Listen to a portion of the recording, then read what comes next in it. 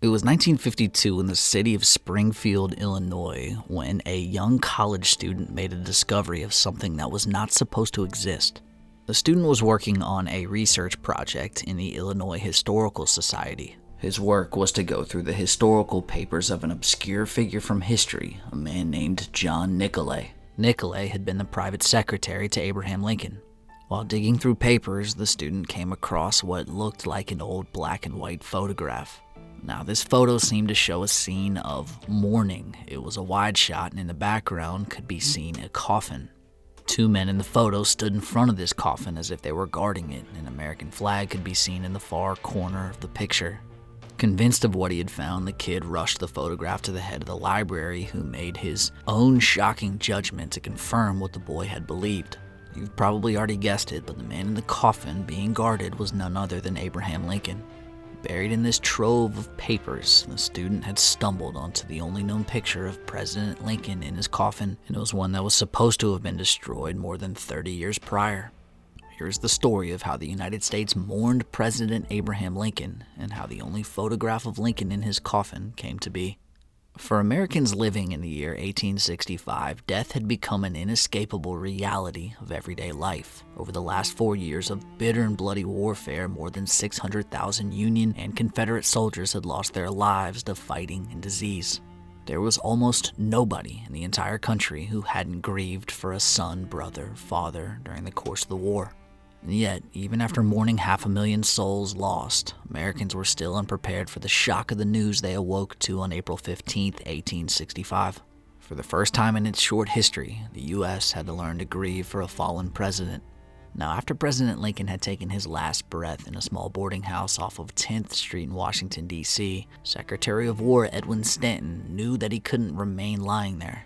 So Stanton gave an order that Lincoln's body should be transported to the White House, where decisions on the president's funeral could be made. A group of soldiers brought over a wooden box to use as a makeshift coffin, and Lincoln was carefully laid inside. The coffin was placed in a horse-drawn carriage, and a procession of Lincoln's officers followed it to the White House on foot. Once there, a group of Union soldiers dressed in full uniform carried the president's flag-draped coffin into a guest room of the White House. Lincoln had only been dead for 5 hours, but there was no time to waste if what was going to happen next was really going to be attempted. To the surprise of much of the country, the decision had already been made. President Lincoln's body was going to be embalmed. Now, the practice of embalming wasn't an entirely new thing to the American public, but for most of the early years of American history, it was a rare practice. Like many other parts of American life, though, the Civil War uprooted the practices of how Americans cared for and mourned their dead. As the war progressed, a number of wealthy northern families became willing to pay lots of money to bring their beloved sons and husbands back one final time. These families increasingly paid to have deceased soldiers embalmed and shipped home. Estimates are that of the approximately 600,000 soldiers that died during the war, about 40,000 were embalmed. Swept up in this growing craze was none other than Abraham Lincoln himself. When Lincoln's 11-year-old son Willie died of typhoid fever in the White House in February of 1862, the president had surprised many people by having the young boy embalmed. And so now, 3 years later, a decision was made to call the very same pair of doctors that had prepared the president's body in order to perform the same task on the president himself. And once Lincoln's body had been prepared, Stanton began work on preparation for the largest public funeral that Washington, D.C. had ever seen. But Stanton was busy with all the responsibilities for overseeing the end of the war pressing on him. He needed someone to step in and handle the logistics of the funeral. And the man he chose for planning and organization of the event was the Assistant Secretary of the Treasury, a guy named George Harrington. Now, the next day was Easter Sunday, which was referred to across the country as Black Easter. Harrington wrote out a vision of what he hoped Lincoln's funeral might look like. At the heart of the ceremony would be an opening of the door of the White House to a public group of 600 regular men and women who would be allowed to enter the executive mansion and view the slain president's body in the East Room. After public viewing had concluded, Lincoln's body would be celebrated in a religious ceremony before finally being carried by a procession to the Capitol Rotunda, where he would lie in state. And finally, when a train was ready to carry Lincoln to his final resting place in Springfield, Illinois, special military escort would accompany his body to the depot. Now, the journey that Lincoln's body would take from there was to be planned and handled by Stanton himself. Now, it would not be an easy task for the War Department to oversee and organize this, but Stanton felt that giving the public outside of Washington the chance to mourn and say farewell to their beloved president would give the Union the same reassurance that it had 3 years earlier when Lincoln had taken a similar trip after he had first been elected president. And so, between the work of Harrington and Stanton, the ultimate goodbye to the fallen president had been organized, and through it, the nation that mourned Lincoln would never be the same. The morning of April 19th was set to be a day of memorial, not just in Washington, D.C., but across the entire Union. In cities all across the North, memorial services were planned to correspond with the timing of Lincoln's funeral in Washington. But while the whole country was grieving for the president, those who had the privilege of experiencing services in the capital city witnessed a truly unforgettable experience. There were 600 coveted funeral tickets, and guests who had managed to get their hands on one of them entered the White House and were amazed by the spectacle. The entire East Room where Lincoln rested was filled with flowers and other decorations. At the center of the room was the catafalque, the wooden structure supporting Lincoln's casket. One of the fascinating and unfortunate things about Lincoln's funeral is that we have no photos of what the White House or the East Room looked like that day. And this had been the result of an insistence of Stanton himself, who had chosen not to invite any photographers to memorialize the day. After the lucky 600 mourners in the East Room had a chance to take in the elaborate display, the service for Lincoln began at 10 minutes past noon. It was decided in planning that not just one minister, but 3 would proceed over the religious portion of the funeral. All 3 of the ministers delivered moving words to the gathered crowd, but the final message was reserved for Lincoln's personal minister, who had been at his side in his final hours in Peterson House, Dr. Phineas D. Gurley.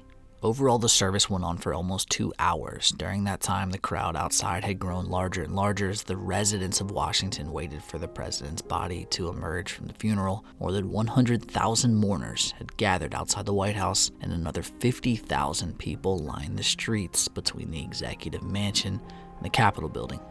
This crowd surrounded the hearse and marched alongside the coffin as Lincoln left the White House for the final time and made the mile-and-a-half trip to the Capitol building. For the next 2 nights, Lincoln's body rested there as thousands more mourners walked through the rotunda every hour to catch a glimpse of the slain president. Finally, on April 21st, exactly 1 week after Booth had shot the president in Ford's Theater, the funeral train arrived to carry Lincoln off on his final journey. Lincoln's body was not the only one to make the journey. Alongside of him was his embalmed son, Willie, who had been carried to Springfield to rest alongside his father.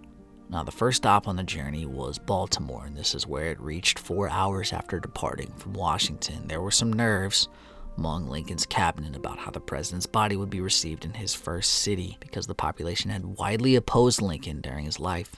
But these worries were put to rest when the train arrived in the city. Despite the weather and the day of Lincoln's arrival being rainy and cold, thousands of mourners still lined the muddy streets to receive the president.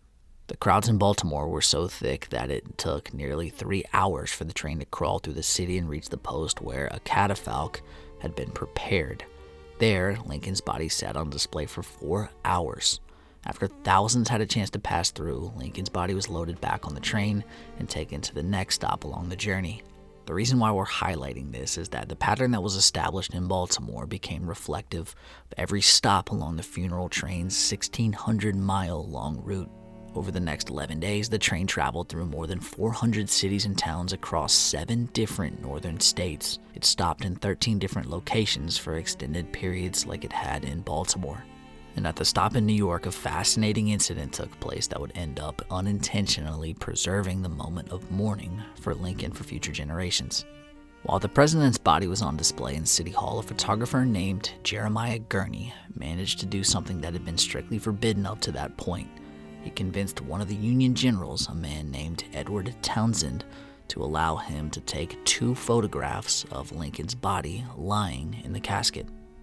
Gurney quickly set up his camera and captured 2 identical images showing the entire scene of the president lying in state, was guarded by Townsend and Rear Admiral Charles Davis. Lincoln's face in the resulting photo was blurry, but the scene was still powerfully captured.